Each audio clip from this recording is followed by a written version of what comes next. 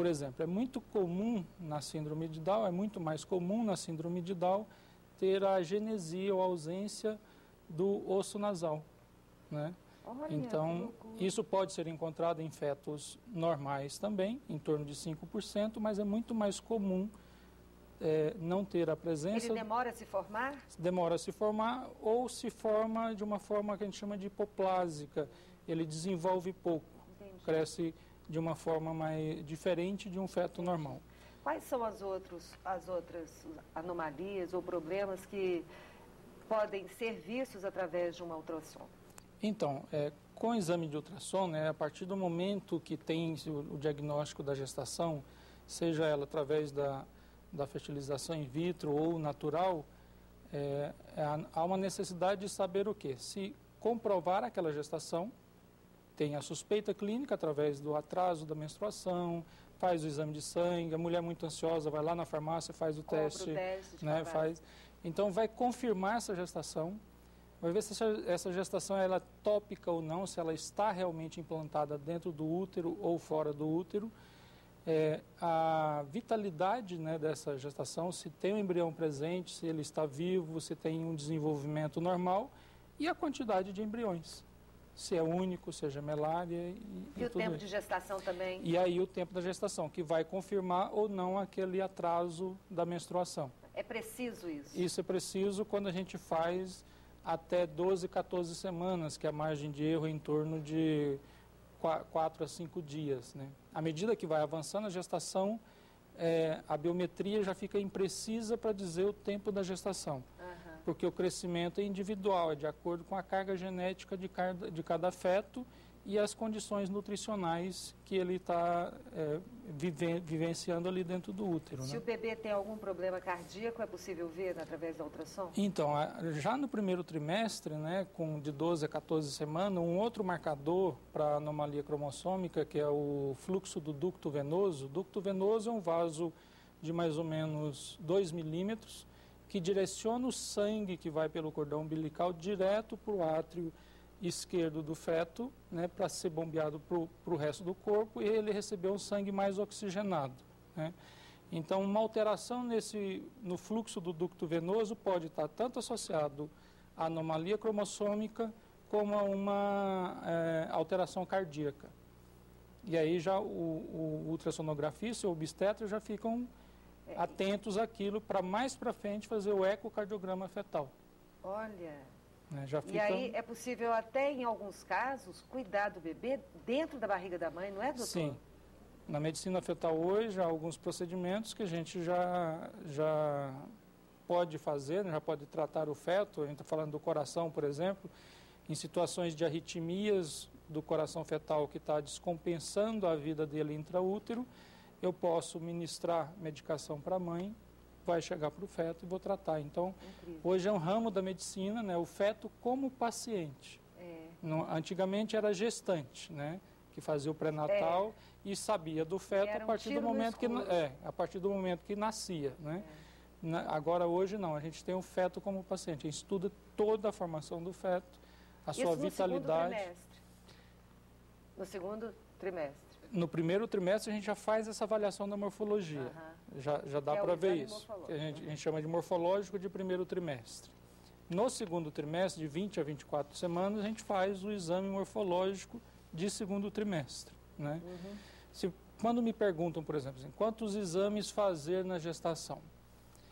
Se quiser, pode fazer todo dia. O ultrassom é um método inócuo, não faz mal, só não tem necessidade de fazer todo dia. Então, o ideal seriam pelo menos 3 exames, esse morfológico de primeiro trimestre, o morfológico de segundo trimestre e por volta de 28 a 32 semanas, um ultrassom para fazer a biometria do feto e ver se ele está crescendo de acordo com aquela idade gestacional que a gente já conhece, né?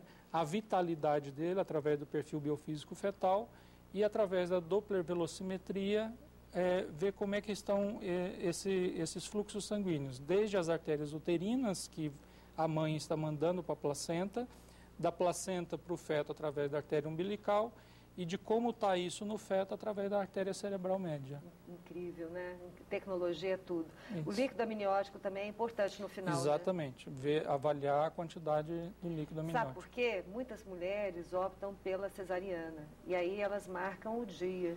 É importante até você... Então, tem que ter um cuidado muito grande com isso, para ter a idade gestacional precisa, ter um ultrassom precoce, para não fazer um parto prematuro sem necessidade para isso. É verdade. Vamos então, sobre a ultrassom fetal, tem mais alguma coisa que a gente precisa falar, doutor?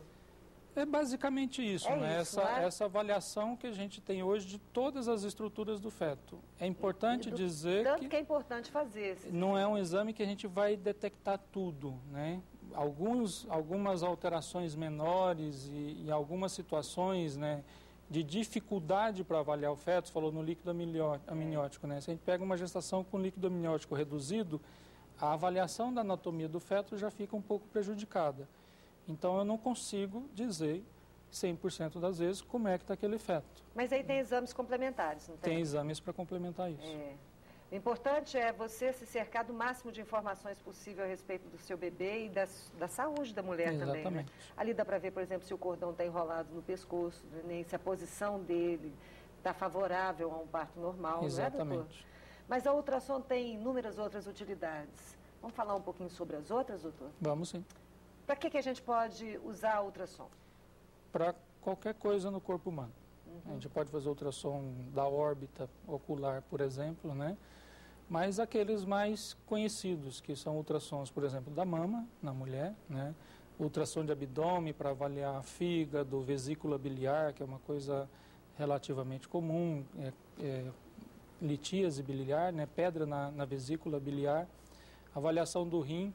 Até teve aqui na semana passada, eu assisti o teu programa, um ortopedista falando de alteração na coluna, né? Então, às vezes, tem dor na coluna, na região do dorso, faz toda uma investigação, não vê nada. Vai fazer um ultrassom e vê cálculo renal. Problema renal. Que é a causa. Da tireoide também, né, da doutor? tireoide. Que é importantíssimo. E hoje também com Doppler velocimetria da tireoide, né? Para poder avaliar como é que é a irrigação desses nódulos que a gente encontra na tireoide, aí estabelecer critérios para que o clínico possa indicar ou não uma punção, possa indicar ou não uma cirurgia na tireoide. Qual exame é esse, doutor? Doppler velocimetria. É acoplado ao ultrassom? Isso. Durante a realização do exame de ultrassom, se é solicitado isso, né, se deseja esse tipo de avaliação, ver como é que é a irrigação sanguínea daquele nódulo. Interessante. A gente vai para um pequeno intervalo, daqui a pouco nós voltamos para continuar esse papo com o Dr. Reison. Mas para você ter uma ideia, a ultrassom aqui no Brasil é feita por médicos. Nos Estados Unidos, eu acho que é mais por técnicos, né? Técnicos fazem a ultrassom, mas a gente está na frente, porque é muito interessante o médico acompanhar e não apenas dar o laudo, não é? Porque se é uma pessoa técnica, ele está ali olhando, ele não consegue visualizar o que um médico poderia visualizar, não é, doutor? E sempre quando encontra algum problema, o médico é solicitado. Então, assim, não fica só na mão do técnico.